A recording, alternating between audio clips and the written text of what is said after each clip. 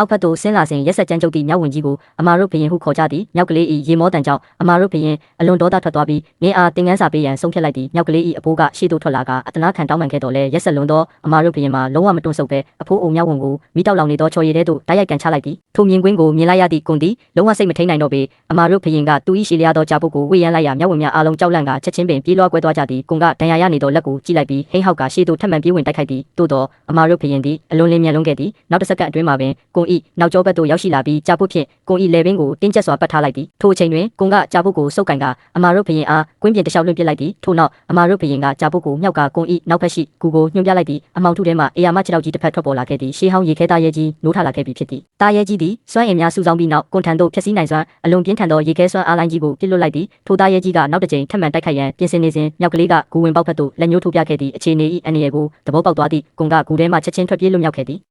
အမာရုပ်ဘရင်ကလည်းသူ၏လက်အောက်ခံများကိုချက်ချင်းလိုက်ဖမ်းရန်အမိန့်ပေးလိုက်သည်သို့သောကွန်၏တိုက်ပွဲဝင်ပစိမ်မှာဂူအတွင်းကြံရစ်ခဲ့သည်လက်မောင်းတွင်ပြင်းထန်စွာဒဏ်ရာရနေသောကွန်သည်ကဘာမြေအတွင်းပိုင်းနှက်ရှိုင်းရာသို့ဆုတ်ခွာသွားခဲ့ပြီးအေယာမမြောက်ဝင်များကနောက်မှအဆက်မပြတ်လိုက်လံဖမ်းဆီးနေကြသည်